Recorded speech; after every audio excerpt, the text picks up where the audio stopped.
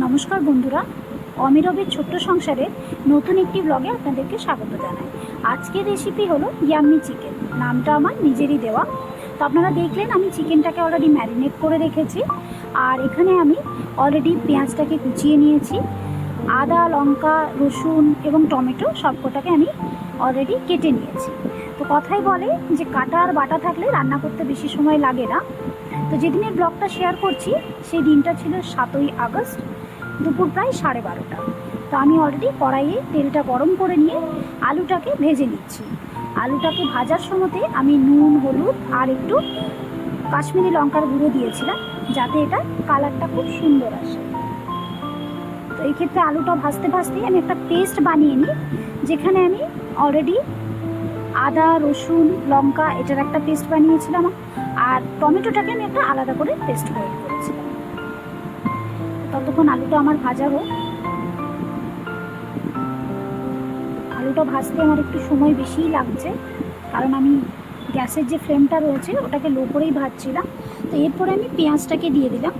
তো পেঁয়াজটা যাতে একটু তাড়াতাড়ি রং ধরে যায়, তাড়াতাড়ি ভাজা হয়ে যায়, তো সামান্য একটু নুন আমি পেঁয়াজটার মধ্যে দিয়ে দিয়েছি।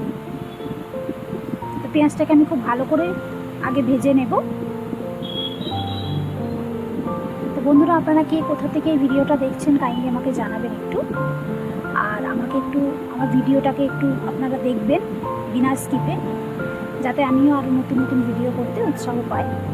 তো এই ক্ষেত্রে পেঁয়াজটা দেওয়ার আগে আমি একটু গরম মশলা অ্যাড করেছিলাম এটার মধ্যে, যেমন ওই লং, এলাচ, দারচিনি আর একটু তেজপাতা।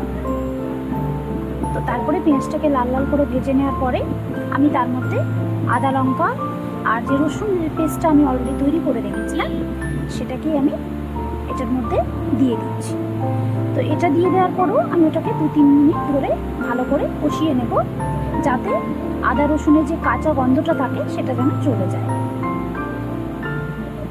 তো এটাকে আমি দিয়েছি, তারপরে আমি ওটাকে কষিয়ে নিচ্ছি ভালো করে। আর এক্ষেত্রে কি হচ্ছে, আমি এটাকে কোনো জল দিইনি, কারণ জল দিলে যে স্বাদটা থাকে সেটা কিছুটা কমে যায়। তো কষানোর সময়তে কোনো জল অ্যাপ্লাই না করাটাই ভালো। তো আমি এখন এটাকে খুব ভালো করে কষিয়ে নিলাম। কষিয়ে নেওয়ার পরে আমি যে টমেটোটা আমি পেস্ট করে রেখেছিলাম আলাদা করে, সেটা এটার মধ্যে আমি দিয়ে দিচ্ছি। তো টমেটোটাকেও আমি খুব ভালো করে কষিয়ে নিচ্ছি, যাতে টমেটোর যে কাঁচা গন্ধটা থাকে সেটা চলে যায়।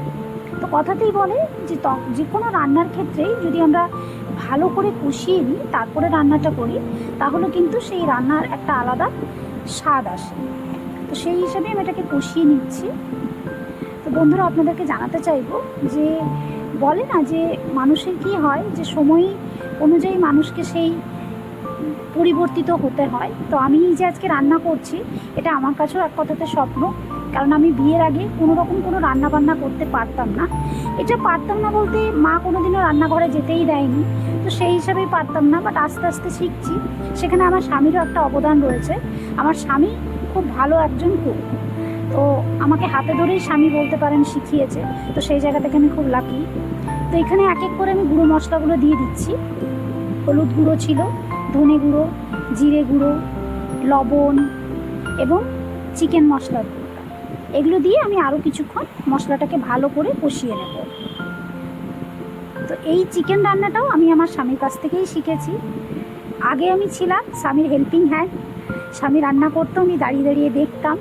বাট এখন আমি কিছুদিন ধরে নিজে রান্না করছি, এবং রান্নাটা করার পরে মনে হচ্ছে যে হ্যাঁ, যে কোনো কাজই যদি আমরা একাগ্রতার সঙ্গে করি, তাহলে মনোযোগ দিয়ে করি, তাহলে সেই কাজটা আমরা অবশ্যই করতে পারবো। তো সেই হিসাবে রান্নাটাও আমি শিখছি, এবং রান্নাটা সত্যি কথা বলতে রান্না করতে একটা আলাদা রকম ভালো লাগা, ভালোবাসা থাকে। তো আমি আগে কোনো দিন করিনি, প্রথম প্রথম ভয় লাগতো, কিন্তু এখন যেটা হয়েছে, এখন রান্নাটা করতে বেশ মজাই লাগে। এবং এখন যেন মনে হয় যে হ্যাঁ, রান্নাটা একটা কনফিডেন্স এসেছে, যেটা আগে একদমই ছিল না। আগে হয়তো ভাত করতেই আমার 1 ঘন্টা সময় চলে যেত। তো যাই হোক, এখন সময়টাও কমে এসছে, এবং একটা রেগুলার বেসিসে করতে করতে এখন একটা বেশ ভালো লাগা, ভালোবাসাও এসছে যে হ্যাঁ, আমি পারি, বা আমি করছি, বা আমি শিখছি। তো নতুন নতুন করার ইচ্ছেও হয়, কখনো মনে হয় এটা একবার ট্রাই করে দেখি নতুন নতুন রেসিপিগুলো। তো এই ভালো লাগা, ভালোবাসা থেকেই রান্নাটা করছি এখন।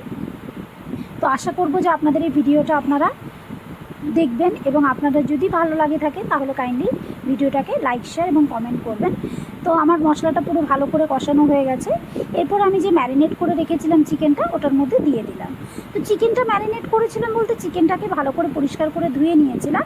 ধুয়ে নেওয়ার পরে আমি তার মধ্যে যেগুলো আমাদের ঘরোয়া মশলা হয়, যেমন হলুদ গুঁড়ো, জিরে গুঁড়ো, ধনে গুঁড়ো, চিকেন মশলা গুঁড়ো আর লবণ দিয়ে আমি ওটাকে ম্যারিনেট করেছিলাম, আর সামান্য একটু সর্ষের তেল।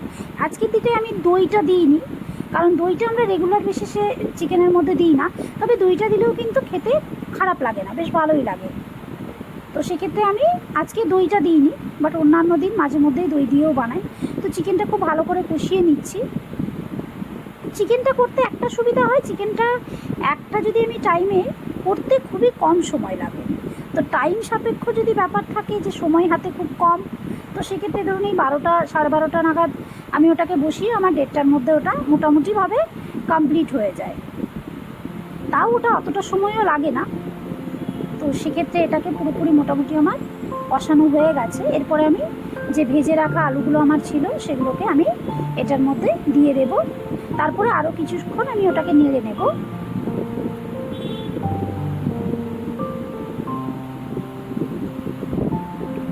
তো চিকেনটাকে আমি মাঝে মধ্যে নাড়িয়ে দিচ্ছিলাম, কারণ ওটা কষানোর টাইমটাতেই একটু আমাকে লক্ষ্য রাখতে হয় ওটার মধ্যে, কারণ ওটাকে ঢাকা দিয়ে দিলে লেগে যাওয়ার ভয় থাকে। তো তার জন্য আমি ঢাকা না দিয়েই ওটাকে মাঝে মধ্যে নাড়িয়ে দিচ্ছিলাম। এরপরে আমি আলুটাকে দিয়ে দেবো, কারণ চিকেনটা মোটামুটি আমার কষানো হয়ে গেছে। আলুটা দিয়ে আমি কিছু সময় আরও 1-2 মিনিট মতো আলুটাকে ভালো করে চিকেন আর বাকি মশলাগুলোর সাথে মিশিয়ে নিচ্ছি।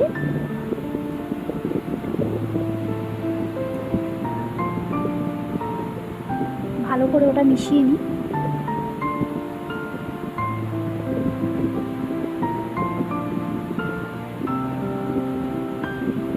মোটামুটি মেশানো হয়ে গেছে। তারপরে আমি জল দিয়ে দিয়েছি। তো জল দেওয়ার পরে আমি কিছুটা সময় ওটাকে ঢাকা দিয়ে সেদ্ধ করে নিয়ে